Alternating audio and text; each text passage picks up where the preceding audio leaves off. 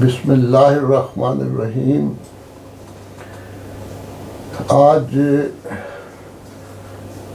محترم سید کمال یوسف صاحب کا جو انٹرویو ہے حضرت مولانا ابو الطاہر صاحب کے بارے میں، وہ انہوں نے فرمایا کہ میں آخری ہے اور آج مکمل کر دوں گا۔ ان کا جو چل رہا ہے غالباً ان کی 4-5 قسطیں ہو گئی ہیں، تو اب میں اسے درخواست کروں گا کہ وہ شروع فرما دیں۔ السلام علیکم ورحمۃ اللہ وبرکاتہ۔ بسم اللہ الرحمن الرحیم۔ حضرت مولانا ابو الطاہر صاحب استاد المکرم کی چند یادیں میں نے کچھ آپ کی خدمت میں پیش کی ہیں۔ ہمارے اساتذہ اور علماء جو تھے وہ مالی لحاظ سے کیا لفظ کہنا چاہیے وہ شاید وہ پسند نہ کریں، ان کا حالت پتلی رہتی تھی۔ اب تو اللہ تعالیٰ نے بہت فضل کیے ہیں، لیکن ابتدا میں ایسی تھی۔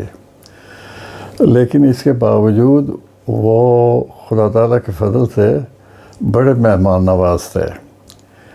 مولانا ابطاح صاحب جب بھی میں باہر سے ربوے گیا ہوں، پہلے ملتے ہی اچھا پھر کب آنا آپ نے، اچھا کل آ جائیں، کل آپ کی چائے ہے۔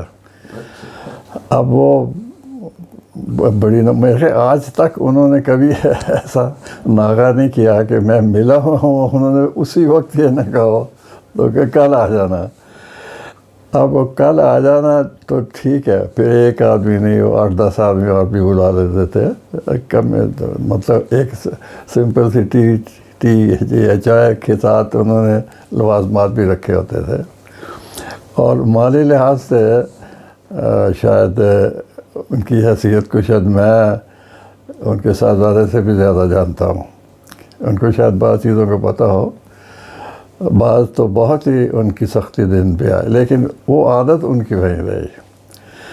اور اس کے گواہ خواجہ عبد المومن صاحب بھی ہیں، کہ مولوی صاحب نے کہا ہوا تھا کہ خواجہ صاحب مجھے قرض کی ضرورت پڑی نا، میں آپ کو چٹھی لکھ کے بھیج دی کروں، دے دیا کریں جس کو بھی میں کہوں۔ اور یہ ماشاء خواجہ صاحب کی خوش قسمتی ہے۔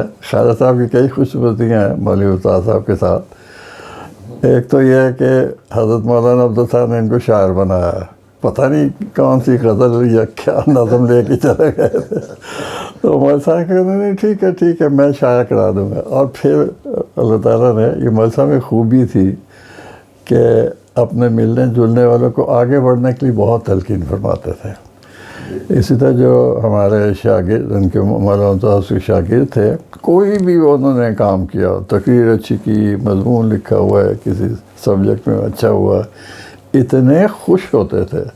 مجھے مغلسہ پہ رشک آتا تھا، مطلب اسے کوئی ذرا سا بھی تکلف نہیں ہوتا تھا۔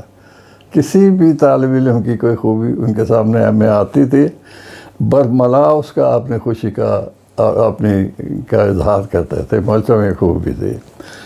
دوسرے میں نے جیسے میں نے کہا بڑے مہمان نواز سے، مطلب جو بھی ان کے سامنے آیا انہوں نے اسی وقت دعوت کر دی کہ نہیں آئے۔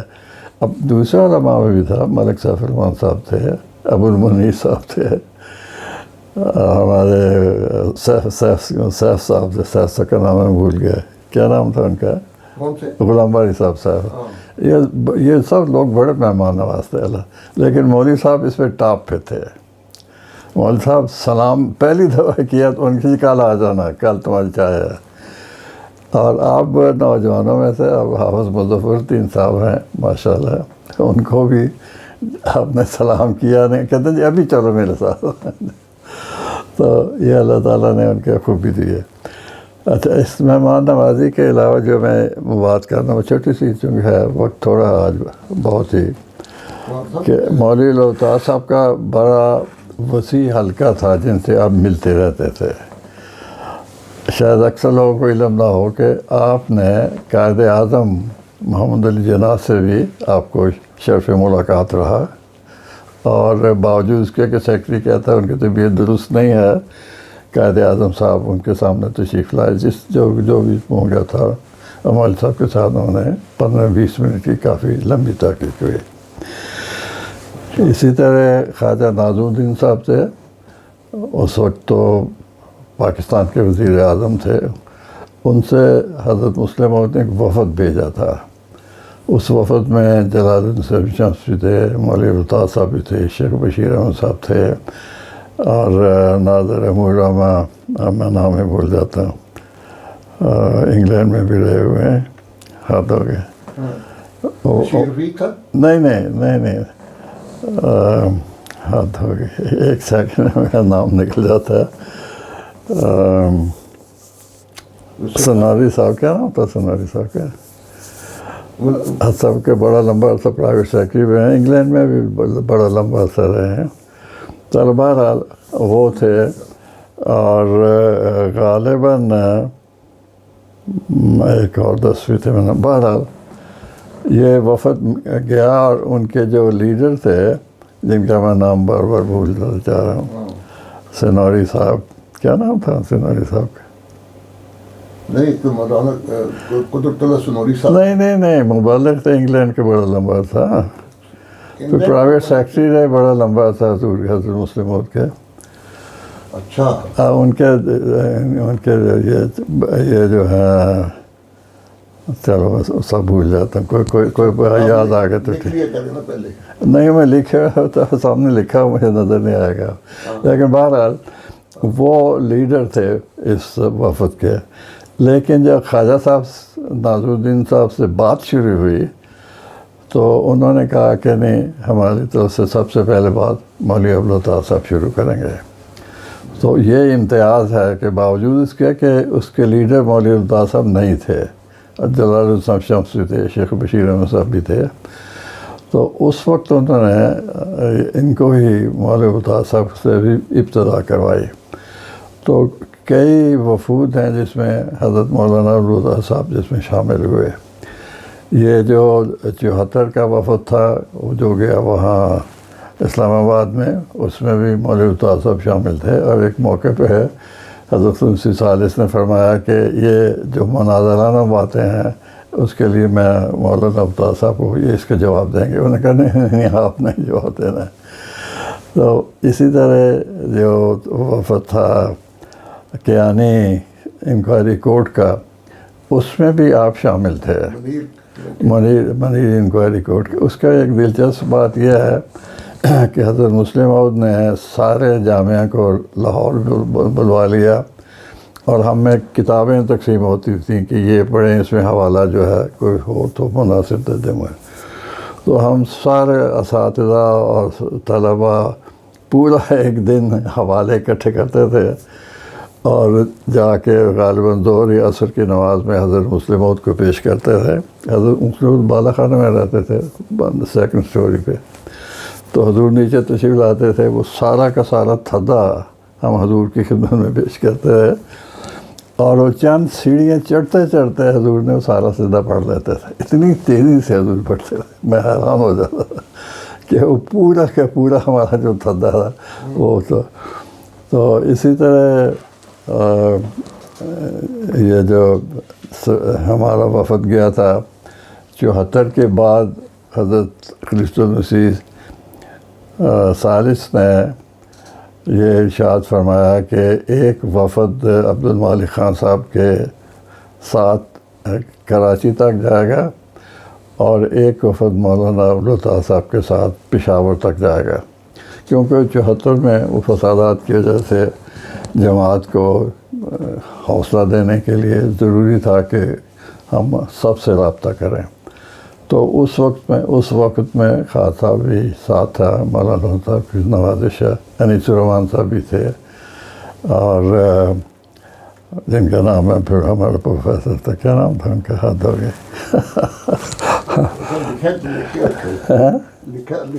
نہیں میں نے لکھا ہوا ہے، وہ میں بھول جا، غلام باری صاحب ابھی میں نام دیا تھا. پھر تو یہ سارا وفد وہاں تک گیا تھا. تو اکثر جو بڑے بڑے وفود تھے جماعت کی نمائندگی کے لیے، اس میں مولوی عبدالطاف صاحب شامل ہوتے تھے. اسی طرح قائد اعظم کا میں نے ذکر کر دیا. خواجہ ناظر الدین صاحب کے بعد جب وہ اتر رہے تھے مل کے، تو سامنے آفس تھا ان کا سردار عبداللہ نشتر کا. یہ بھی بڑے مذہبی آدمی تھے. تو حضرت مولوی صاحب نے کہا کہ میں آپ سے ملنا چاہتا ہوں اور میں تبلیغ کی نہیں، آپ کو میں تبلیغ کرنا چاہتا ہوں، تو مجھے کوئی وقت دیں۔ انہوں نے کہا جی ٹھیک ہے، اب بعد میں آ جائے۔ تو مولوی ابتار صاحب نے حضرت موسی صالح سے اجازت لی اور ان کو ملنے چلے گئے۔ پھر دوا کے سردار عبدالصاحب کو تقریر کی۔ اسی طرح سید ابوالعلا صاحب مودودی صاحب کو بھی اسی فضالات کے دنوں میں حضرت مولوی صاحب اور شیخ بشیر احمد صاحب اور پھر وہ ان کے نام میں بھول جاتا ہوں جو سنوری صاحب تھے، اور وہ ملنے گئے تو وہ کہنے لگے میں تو انتظار ہی کر رہا تھا میرا کا پیغام دے ہیں خلیفۃ المسیح ثانی کو۔ انہوں نے کہا جی کیا پیغام ہے؟ کہنے کہ اس سے اتنی شدید مخالفت ہے، ابھی آپ کو اندازہ نہیں ہے، مجھے پتہ ہے کیا ہونے والا ہے پاکستان میں، تو وہ اپنے عقائد کو ایڈجسٹ کر لیں۔ انہوں نے کہا کیا مطلب ایڈجسٹ کر لیں؟ انہوں نے کہا جی یہ ہے جو ہمارے عقائد ہیں نا وہ ان کو مان لیں۔ تو کیا مولوی ابوالعطا صاحب لگے کہ ابوالعطا صاحب میں ایسا پیغام نہ آپ سے قبول کرتا ہوں، نہ ان کو میں دینے جاؤں گا کبھی۔ یہ اگر تو مرزا صاحب سچے ہیں تو کمپرومائز کیوں کریں، اگر جھوٹے ہیں تو پھر آپ کو جو مرضی کرتے رہیں آپ۔ نہیں آپ کو پتہ نہیں پاکستان میں کیا ہونے والا ہے، بہت آج تک آپ کو ایسے حالات کا مقابلہ نہیں، آپ پھنس جائیں گے۔ مولوی ابوالعطا صاحب نے بہت اس کو تسلی دی کہ میں اس قسم کا پیغام بالکل قبول ہی نہیں کر سکتا کہ جی اپنے عقائد کو بدل دیں۔ اور اسی طرح عطا شاہ بخاری سے بھی ملے ہوئے ہیں، ایک واقعہ تو میں نے پہلے بیان کرتے ہیں۔ اور اہل پیغام میں سے مولوی محمد علی صاحب کو حضرت ثالث یا ثانی کی مجھے اب یاد نہیں کی اجازت سے آپ ملنے گئے تھے، لیکن حضور نے کہا کہ آپ نے اس کو تبلیغ نہیں کرنی، اور اس کی وجہ بتائی کہ دیکھیں وہ صحابی ہیں اور اس وجہ سے ان کا مقام آپ سے بڑا ہے، تو آپ نے ان کو تبلیغ نہیں کہتی، یہ میرا کام ہے ان کو تبلیغ کرنا۔ اسی طرح شوقی افندی کا بھی میں نے ذکر کر دیا ہوا ہے، جو بھائیوں کے لیڈر تھے، اور شورش کشمیر سے بھی میرے ایک سے زیادہ مرتبہ آپ کی ملاقات ہوئی۔ تو وہ غالباً وہ لطیف صدکوئی صاحب ہوتے تھے، تو ان کے پاس وہ آتا رہتا تھا کاغذ خریدنے کے لیے۔ مول صاحب کو بھی وہ ایک دو لے کے صدکوئی صاحب سے وہیں ملنے آ گیا۔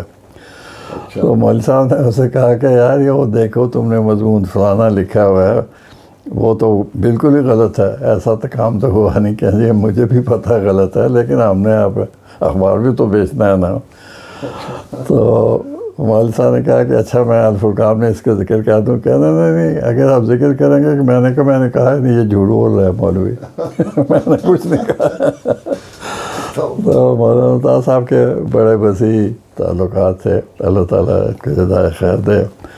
ان کی ماشاءاللہ ان کے جتنے بھی اسٹوڈنٹ ہیں ان میں بھی بڑے مول دوستوں صاحب ان کے اسٹوڈنٹس میں تھے، شفیع اشرف صاحب تھے، اجمل صاحب تھے، اور بہت سے ان کے عبدالواسط شاہد صاحب تھے۔ ان کے بہت سے جو اسٹوڈنٹ تھے مولانا ابوالعطا صاحب کے ماشاءاللہ انہوں نے آگے جماعت کی بھی بڑی خدمت کی توفیق عطا کی ہے۔ تو اللہم صلی علی محمد وعلی محمد وبارک تھوڑی سی وضاحت ایک کرنی ہے۔ ہاں ایک وضاحت کر دوں، اب چونکہ میرا ذکر کیا ہے۔ ہاں جی، بات یہ ہے کہ حضرت مولانا ابوالعطا صاحب بڑے متوکل آدمی تھے۔ وہ انہوں نے میرا ایک بڑا پیار کا تعلق تھا مقصد صاحب، تو محلے میں ہم کٹھے صاحب پہ بھی جاتے تھے، تو تھوڑی دیکھ تلفی بھی تھی۔ تو مول صاحب نے جب رسالہ الفرقان نکالنا ہوتا تھا نا، اس وقت ان کو ضرورت پڑتی تھی کچھ، تو انہوں نے فرمایا تھا کہ میں ایک چیک بھیجا کروں گا جس کے آپ بھی بھیجوں، آپ نے جتنی مجھے ضرورت اتنے دے دیا کرنا، تاکہ وہ اس وقت الفرقان کا چل رہا ہوتا ہے، انہوں نے نکالنا ہوتا تھا، تو ضرورت اس وقت پڑتی تھی ان کو۔ تو وہ چٹ آتی تھی میرے پاس، تو ساتھ ہی لکھا ہوتا تھا 7 دن کے لیے، 5 دن کے لیے، اور ٹھیک اس 5 دن کے بعد وہ رقم آ جاتی تھی، یا 7 دن کے بعد، یا 10 دن کے بعد۔ مطلب وعدے کی اتنا اعلیٰ وعدہ کا معیار تھا کہ مطلب کہ یہ مجھے خود نہیں میں خود گواہ ہوں مولوی صاحب نے اگر کسی کو قرض دیا ہے یا لیا ہے وہ لکھتے تھے باقاعدہ. ہاں میں نے ایک دفعہ مولانا تاثر سے کو قرض لیا غالباً 15 روپے کا تھا. جی جی تو انہوں نے مجھے لکھ کے دیا اور ایک لکھا کہ نہیں آنسروں کے حکم ہے کہ ایسی بات جو ہے نا جس میں پیسے معاملہ ہو تو لکھا جائے. خیر وہ لکھا انہوں نے کہ پھر وہ یہ بھی لکھتے تھے کہ کب میں نے واپس کرنا, ڈیٹ لکھتے تھے باقاعدہ. میں نے اکثر دیکھا. تو وہ مجھے انہوں نے رقم دی وہ لکھ کے, تو جب لکھ کے نا اب میرے سامنے اس کو پھاڑ دیا انہوں نے کہ جی وہ حضور کا حکم تھا وہ میں نے پورا کر دیا, کوئی ایسی بات نہیں. تو وہ ان کا پیار بھی ویسا لیکن جو سنت نبوی تھی وہ اس کو باہر ہر صورت پورا کر دیا. تو بڑی خوبی تھی مولانا طاہر صاحب نے. اللہم صلی اللہ علیہ. چلو جی ٹھیک ہے. آج یہ اپنے محترم اقبال صاحب نے یہ سلسلہ جو انٹرویو کا تھا حضرت مولانا ابوالطاہر صاحب کے بارے میں مکمل کر دیا ہے. تو اس کے بعد پھر اگلا جو پروگرام اگر اس میں پھر اقبال صاحب جس طرح فرمائیں گے کوئی نئے بزرگ کے ساتھ یا اپنا کوئی واقعات جو بھی بتانے ہوں گے, دوستوں کی خواہش ہے کہ ابھی جاری رکھے اقبال صاحب کو کہ ایک اور بزرگوں کا بھی ذکر کریں. میرے اساتذہ ہیں وہ اس کا ساتھ ان کو باری باری کریں. جزاکم اللہ صلی اللہ. ٹھیک ہے جی.